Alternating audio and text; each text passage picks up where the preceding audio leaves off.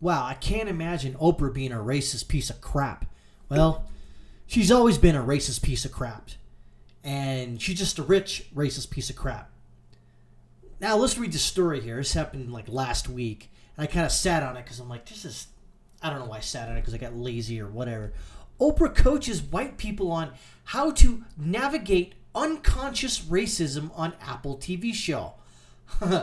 Unconscious, meaning that you have no control over it if you're unconscious.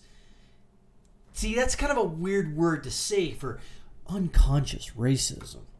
Meaning that you're white, you can't control it, therefore you're guilty of it. But wait a minute, F you, you dumb bitch. I'm not, how am I racist?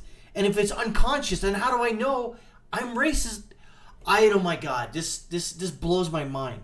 Oprah Winfrey is a steaming pile of human waste. She's a terrible person, a god-awful human being that deserves nothing but rebuke. I despise her existence. Not because of her skin color, because of what she says. Let's go on. Billionaire media mogul Oprah Winfrey advised white people on how to address unconscious racism and warned that first-degree racism is a phenomenon in some parts of the country in the latest episode of her Apple TV series, The Oprah Conversation. This conversation only goes one way. You're racist only.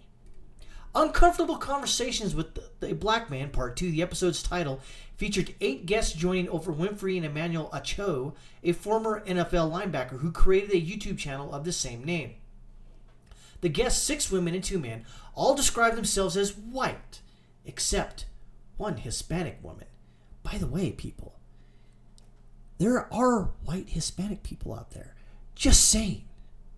The guests asked various questions regarding racial politics, including queries about how to broach the subject of racial injustice with black people, what words to excise from vernacular due to the presumably offensive connotations, and how to correct other white people for seemingly inappropriate behavior related to race. I'm going to say this. What all about this? Mind your own goddamn business. How about that? If you hear some a-hole out there drop an N-bomb, and I guess only people who can drop N-bombs are of the black community, if you hear a white person do it, don't say anything. Move on. Why? Because you don't know if that person is going to go crazy on you, pull out a gun, and how dare you, talk to him and get into his business or her business. Leave it alone. Move away from this person. Now that you know this person is technically a racist for using that word, we don't even know what context it is, but let's just say the person is racist. No reason to engage with the person. Move along. Winfrey urged her guests to be strategic in combating racial injustice with white family members, friends, and peers. Holy crap. And here we go. I think that's so beautiful.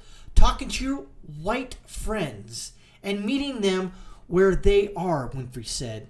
Once you just start educating yourself and you get woke, oh, for Christ's sake, you should just meet people exactly where they are. Let me change this sentence I just read. Instead of white, I'll throw black. And you tell me if that doesn't sound racist, okay? Let's do that.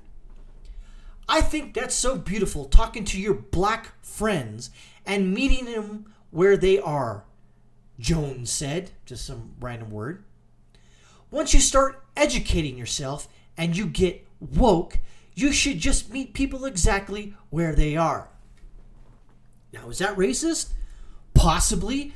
But why isn't it racist to say talking to your white friends and meeting them where they are? You see how racism only goes one way, apparently, to the woke Twitterati? Yeah, we'll use that. Winfrey continued, if we really needed her to open up her goddamn pie hole, even if you don't know how to confront somebody, just to say, I'm sorry, That language isn't appropriate for me. Again, do not do this in public, because for God's sakes, you don't know who has a gun or who's going to get really pissed off that you get into their Kool-Aid, if you will. I'm sorry. What did you say? You can't speak about somebody to me that way. So being able to not suddenly become the radical that you are not, but in the heart of being able to live out from your heart space that you are in right now, we're opening up the aperture of your own. Oh my God! Shut the flying F up, Oprah Winfrey, you idiot! All you're doing is speaking this. What is this word you're speaking? It sounds like, I don't know, some shaman up in the mountains. You need to know yourself before yourself knows you. That's the same crap you're talking about. You're talking like the Sphinx in the movie Mystery Man, who says a lot of gobbledygook, doesn't say a whole lot, doesn't mean anything. I'm not going to read it anymore. In the previous episode, Winfrey, a complete utter douchebag, described whiteness and white privilege as a sociological phenomena benefiting all whites in racial caste system in the U.S. Let's do that again. Let's replace the word white with black. And here we go. In the previous episode, Jones, just using that name out of the blue, described blackness and black privilege as a sociological phenomenon benefiting all blacks in a racial caste system in the U.S. Does that sound racist? It does. But when Oprah Winfrey just uses the white people, it's those evil fucking white people. You gotta watch out for them. Gotta watch out. Gotta watch out. An evil white person might be lurking around the corner, just waiting to drop an N-bomb on you. Ooh. Imagine what I just said that was put out there by another white person. They would be branded and brought to the guillotine in the public square and have their head removed from their body because they were racist. But when goddamn piece of crap Oprah Winfrey, she can go out there and say, she might privilege. That's okay, because white people, you can bash white people all day long. And it's not a goddamn big deal, is it? Isn't that weird? How you could bash one race all day long and everyone's fine about it. But the minute you have let's just say a difference of opinion in the black community, let's just say, racist, because I am a white person who has to happen to say that.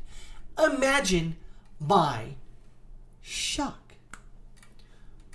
Again, I'm going to do the same thing with this next sentence and paragraph. White people have a unique role in combating racism, maintained Winfrey in the latest episode. You're all the ones who are going to be able to change the way your friends, your colleagues, your white family members begin to see racial injustice and racial inequities in this country. That's where it happens. It's going to happen at your kitchen table and in your living rooms and in your soccer games. That's where it's going to happen.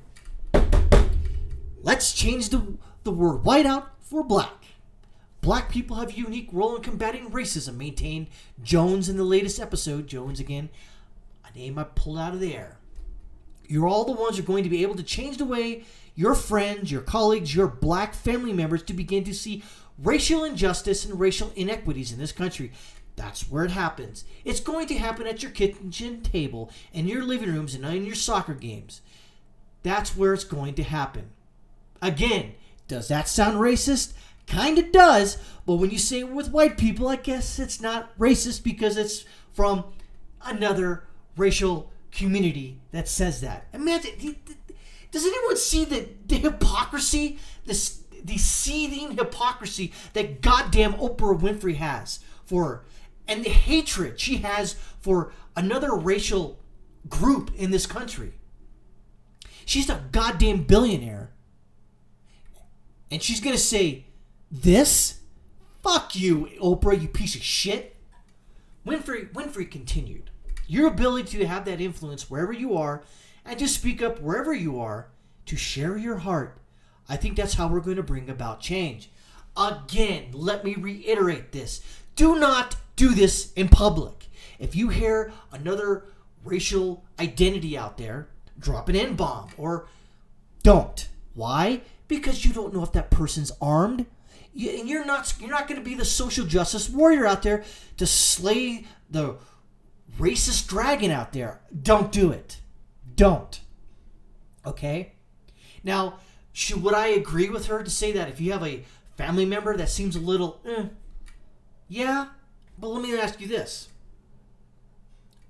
Will it make things difficult in your household if you call this person out? Possibly. But again, you have to do this, or you have to come to this on your own. You shouldn't have some billionaire douchebag a-hole jackass Oprah Winfrey tell you to do this. Because she sits in an ivory goddamn tower. Yeah, ivory's white. She lives in a goddamn ivory tower, spewing out her bullcrap, telling you how you should live your life, how you should engage the public if you hear a naughty word. No. The OWN boss also praised her guests as being committed to self-betterment. Your heart has opened and deepened to the point where you say, I want to be better. And said Winfrey, lauding her guests, everybody who agreed to speak here today has done with a willingness to say that I'm not who I want to be, but who I want to be, I want to know is someone who can be better than this moment. Screw you, piece of crap. Acho described his political campaign as predicted on a view of oppressed versus oppressor without specifically identifying either category. Black people are currently dying at the hands of white people, and they're getting away with it, said Acho. It's not just that they're dying, their killers are getting away with it. Really? What about this story? Or how about this story? Or how about this story? Yeah, it's not that way, Acho. Winfrey and Acho placed racism on a spectrum of severity, using various legal categories based on unlawful killings as an illustrative analogy. Children may commit involuntary racism if insufficiently educated, he warned.